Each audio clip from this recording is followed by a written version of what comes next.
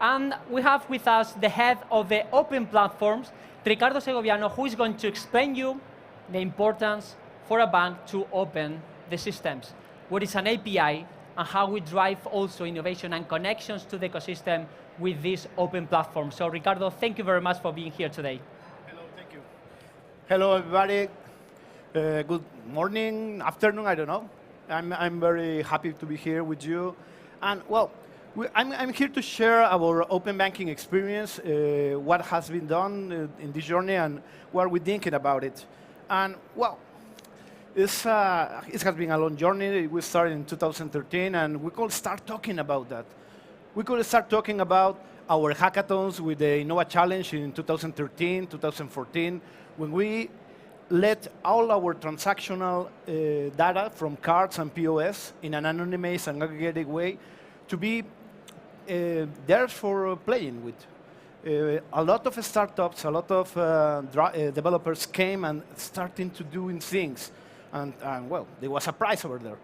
We also could start talking about, when we bought Simple, you know, that online banking mobile application that has a wonderful and great experience.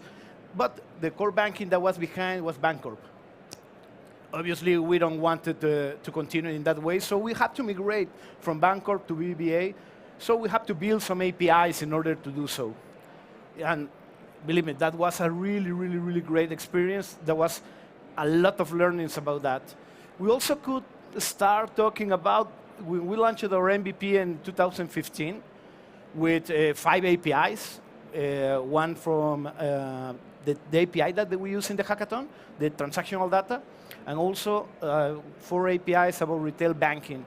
You know, connect, you identify yourself, you say, okay, I'm Ricardo Segoviano from BBVA, this is my account, so I can have access to my identity, my accounts, my transfers, my cards, etc. All of this was involved in a sandbox environment or in a productive environment. As you know, in Sandbox, you can play with real APIs.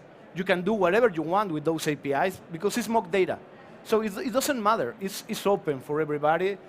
Everybody can go to www.apimarket.com and play with that.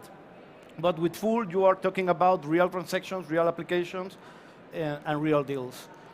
We also could describe our friends and family. It was was an amazing experience. We learned a lot of it. If you have to start something, I truly recommend you to do so.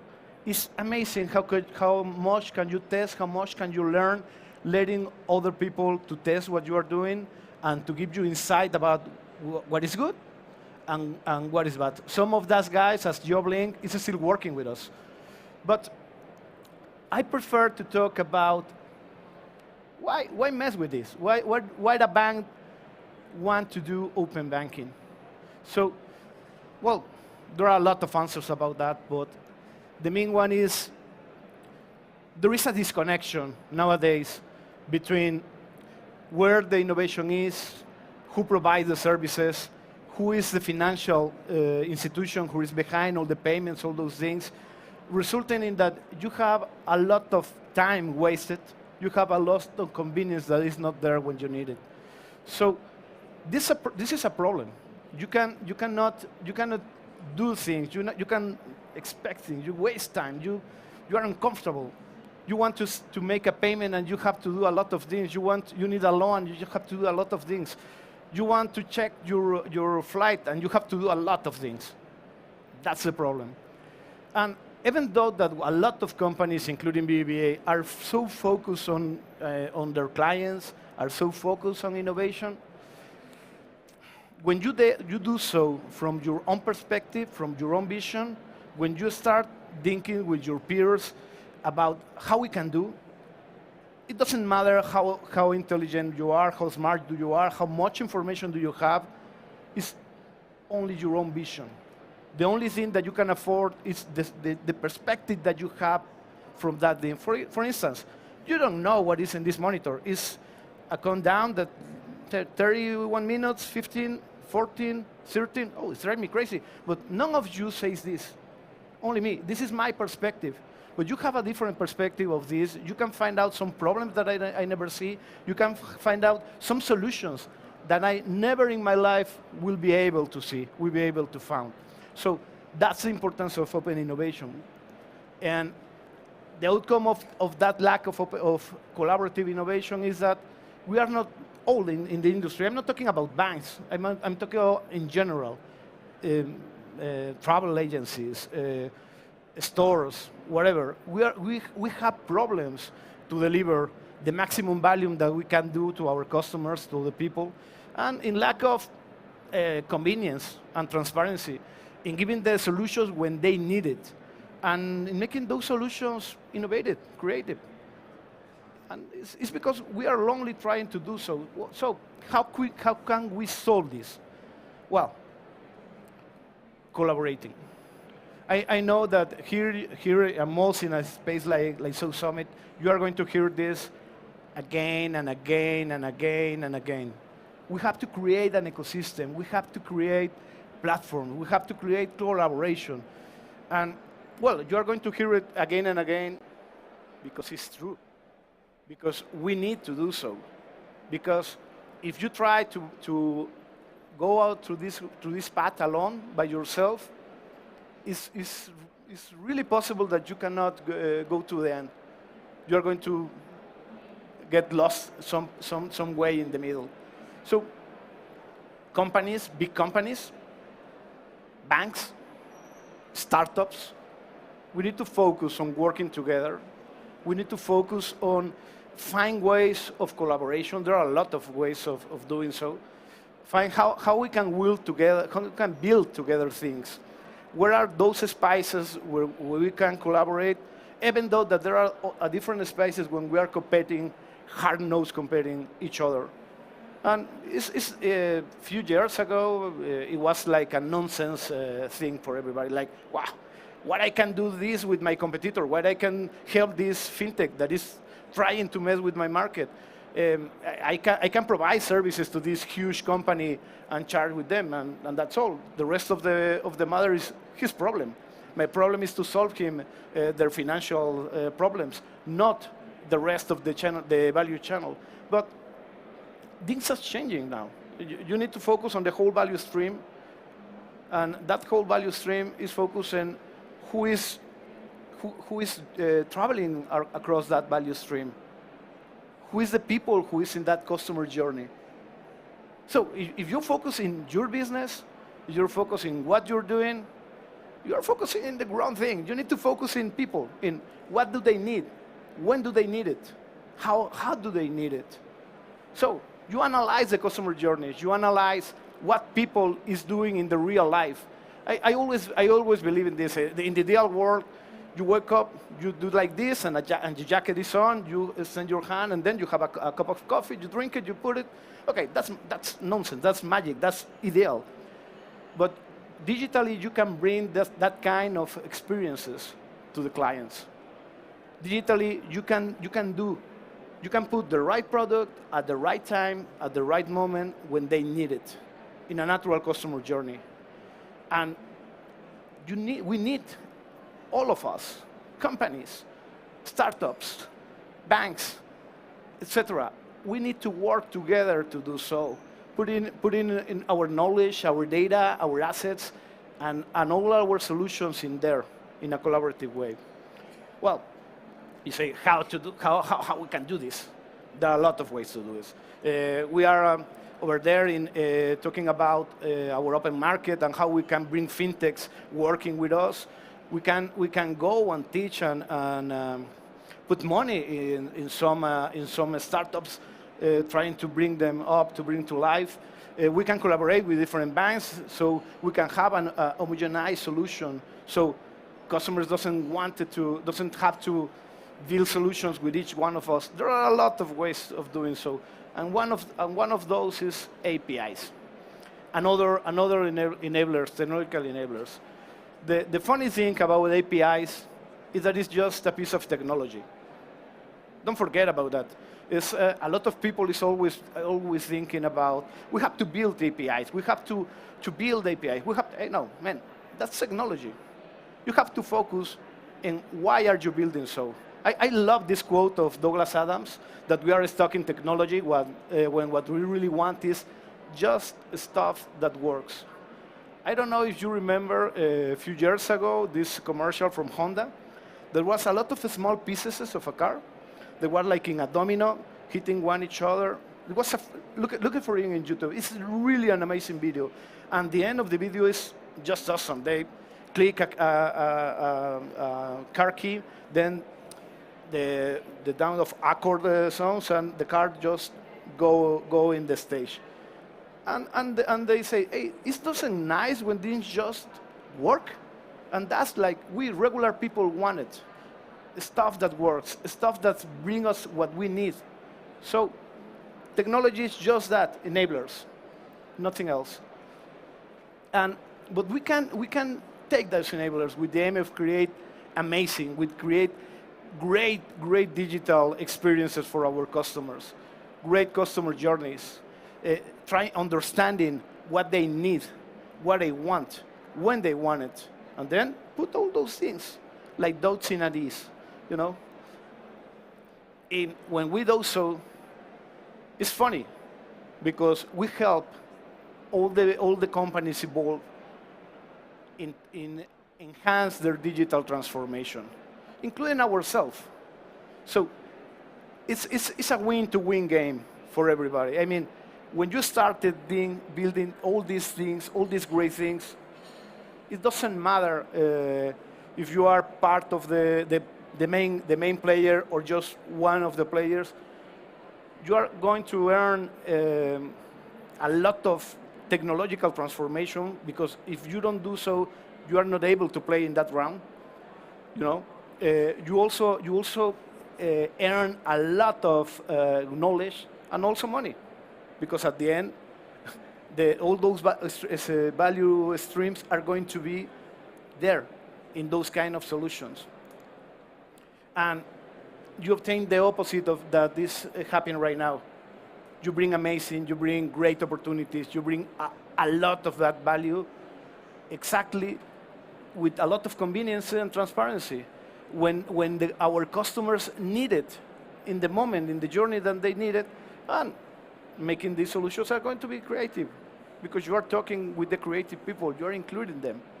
So let me put some examples. These are some basic examples. I don't want to mess around with more innovative ideas right here, because a lot of you have more brilliant ideas that I could have.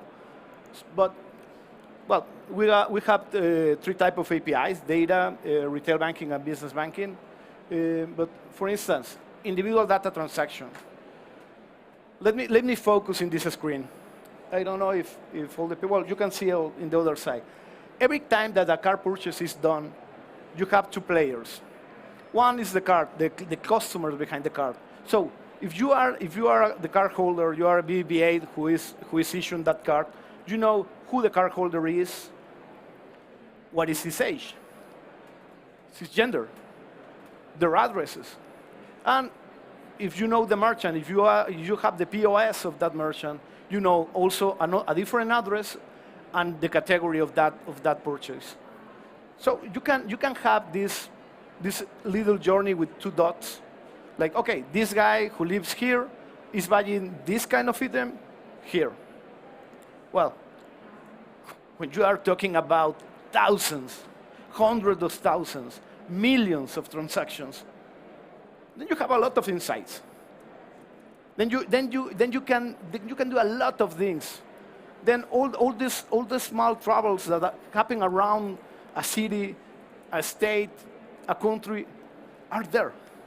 So you can learn, hey, how is the demographic of the city? Who in that age is buying what and where? You can understand, hey, this street is better than this street that are in the same exact zone, but for some reason, this street sells a lot more of my type of business than this other one. Things that you can never do by yourself. You can try it. You can do some research. You can do some trying to get some information, but you have that information, verified information, real information, changing over time. We have these databases from 2013, 14. I mean, it's, so you can see how it has evolved during time. You can know, hey, this is working here. This zone is pretty similar. Hey, maybe I can do the same thing that is working here in this zone that is like the same characteristics. You also can say, okay, if people who is buying me, I'm the Corte Inglés of San Chinarro, and everybody is going to me, where they come? Okay, they come from, I don't know, de Las Tablas. Okay, but then you can put all your external publicity over there, because there is where people is traveling to buy to you. So you can enhance that publicity, that advertising. And one of the cases that are more used is impact measuring. You close a street in Madrid. What happened with the commerce? What happened? That street goes from a regular street to the walking one. There was a positive impact, a negative impact. What happened with the rest of the merchants in the zone? All those things you can know it just with that piece of information. Well. We talked about at the beginning about the BBVA Connect. We slightly mentioned it. So BBVA Connect is like when you have Facebook Connect or LinkedIn Connect or Google Connect. You know, you say, hey, do you want to log in with Google? What does it mean? It means that Google is letting to use that part of their software. Those credentials, those information is never in the third party. It's always in Google. So you go to Google, Google verifies, yes, this is a known user, go ahead. The only difference is that we are obligated, we have a mandatory issue to know who our customers are. I can be Daffy Duck in Facebook, and my email could be daffyduck.gmail.com. Who cares? I can put his photo, my photo.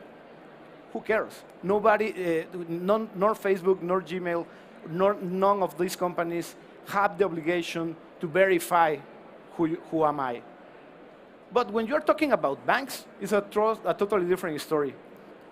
We must know our customers. We must know who they are. So when you are doing a BBVA Connect or your favorite bank Connect, then all the information that is behind is trustworthy information.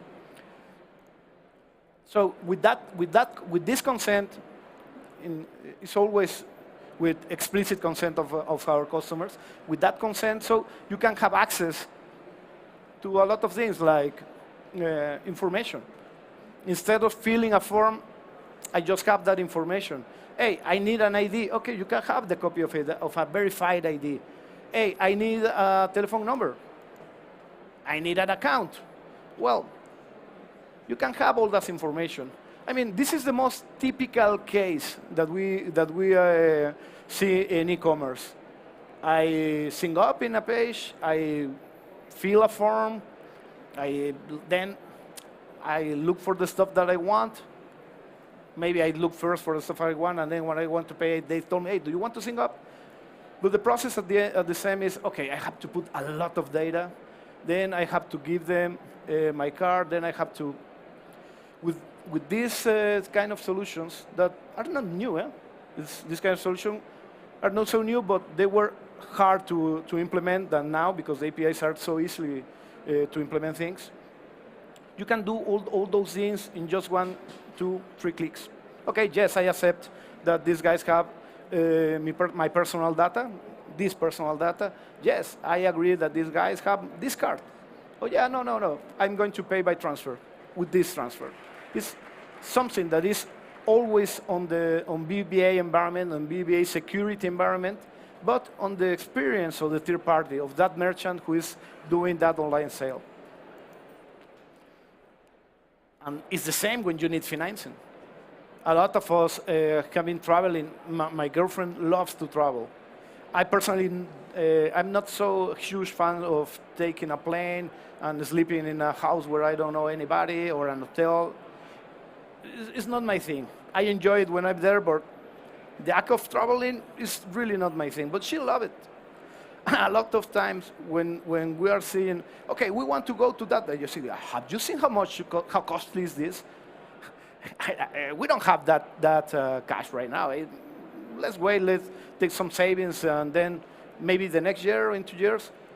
But if I had at that moment when I plan in my trip, when I'm with the agency, with whoever, and a small button that say, hey, man, this is expensive. Do you want some financing in nice conditions?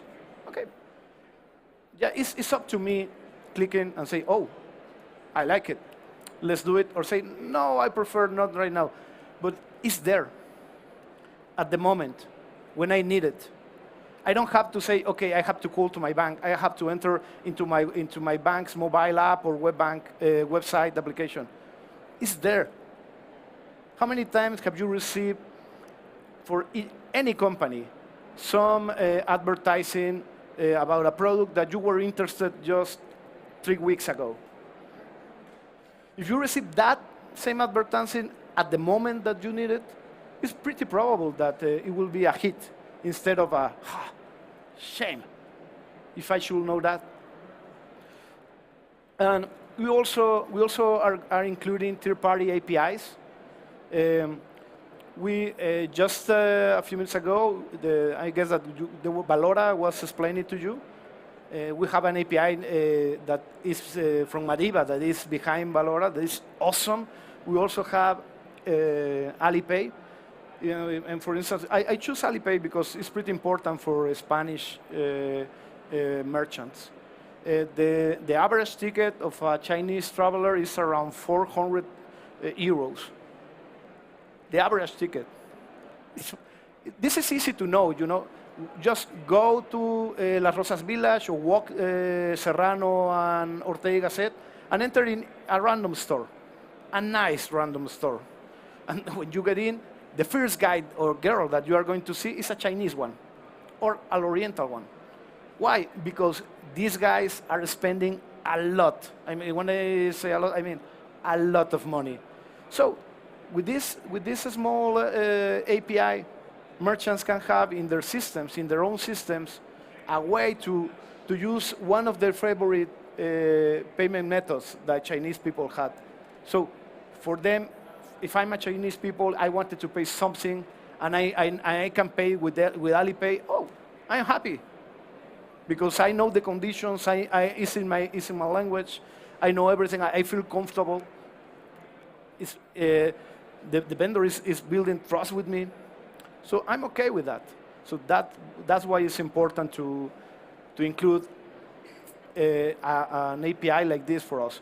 But the most important thing is BBVA or any other bank able to do that by themselves? Nope. You need Alipay.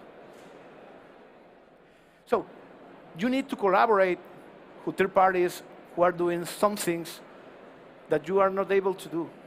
You have to include all those things in your solutions and to open your scope to the whole world and try to learn that being defensive works, but just for a short time of period.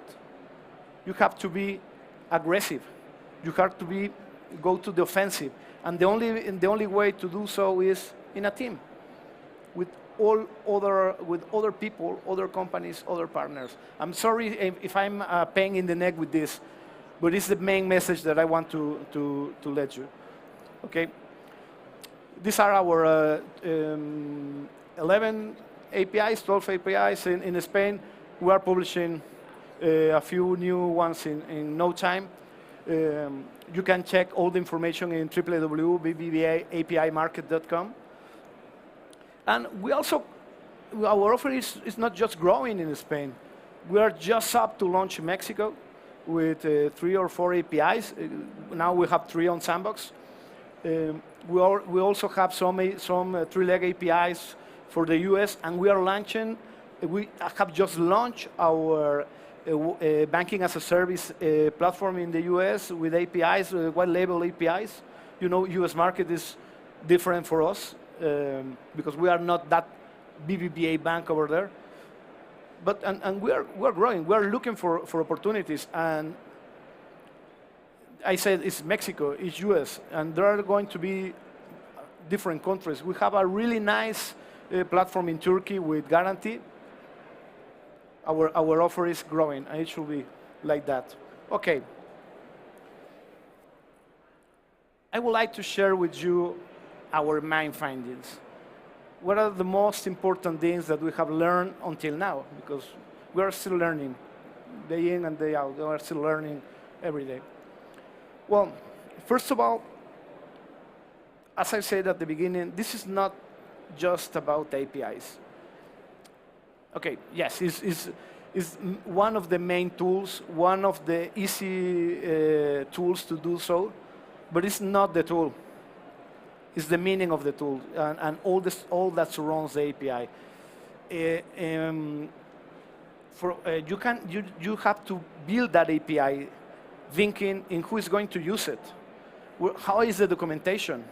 The sandbox environment has enough data? Is auto-service? You can do for instance, you can do a transfer, and that transfer becomes in a movement in the account statement of the sandbox. No, then you're missing part. So you have to build all those things around your API, documentations, consoles, sandbox, some human behind the scenes helping when somebody needs some help in order to have that successful. And the API itself, the small RAML or whatever, Swagger or whatever you are using to say, hey, this is my API, should be well designed.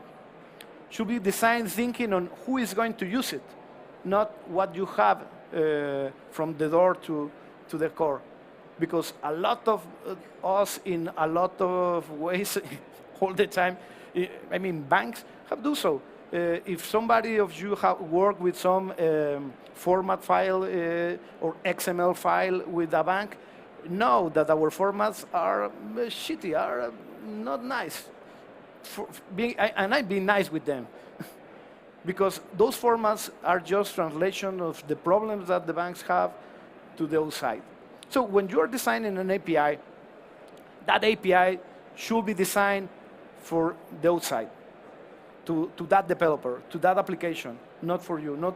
You don't try to solve your problems when you develop that API. In addition to that, there are legal issues. GDPR, PSD2, wonderful. You have compliance issues, you have risk issues, you have to go for a lot of internal stuff in order to do so. You have to enhance your own systems. You have to understand who's going to use it, but in a technical way. Hey, this platform is the best for me, this platform is the best one, how I can build this, how I can isolate my core banking processes for this to not impact other channels, other transactional channels. So you have to solve a lot of things, not just the API. The API is the easy one.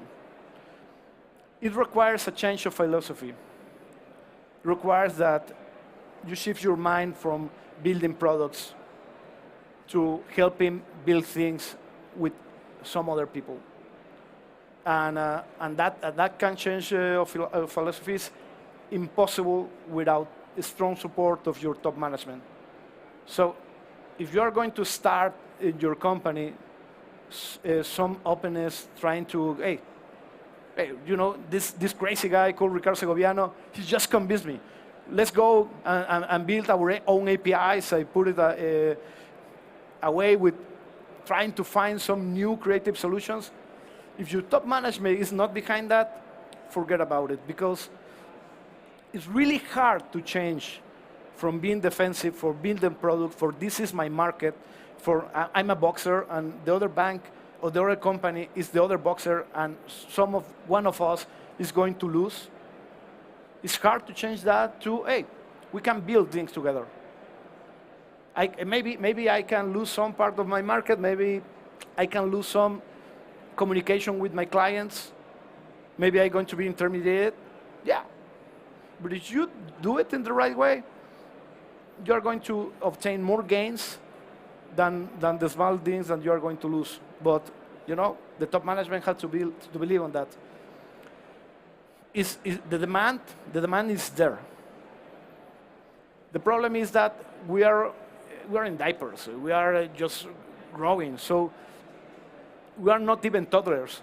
So prices offer is limited. You don't say, okay, I want a kilo of APIs because the kilo is no. You don't know that. You don't have that much APIs.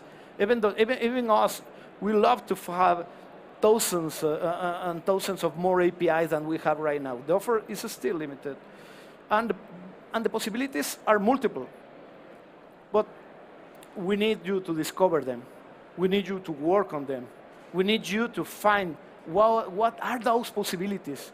What are those crazy things that can be done with those small pieces of software? And obviously, PSD2 is very narrow. The scope of open banking goes far beyond PSD2. So if you are focused on PSD2, well, you are okay. You are going to have, at least for all the banks in Europe, some information, and maybe some standards. But if we just focus on PSD2, we are doing nothing. We need to go far from PSD2. We have to open the most that we can. And this is the most tricky part of the open banking thing. Having somebody, a third party, a company, that has access to my personal information, to my transactions, to my accounts, well, it's not so easy. I mean, it's not so easy depending on how old you are. For people at my age, it's not easy. From people older than me, it's like crazy. Younger guys are more open to those things, open to say, okay, let's try it, let's do it. But there is a need to change that mindset. In order to solve some of these things, for instance, one of the APIs, the cards APIs and the account transaction APIs that we had built, one great guy that is named Pablo Narro, that now is not working on APIs in the bank, is working in some other stuff, but he's a great mind, a brilliant mind. He come up with, hey, I cannot share my whole detailed data, but maybe I can share aggregated by category. Maybe I can say this huge supermarket, how much money I have spent just in the supermarket sector.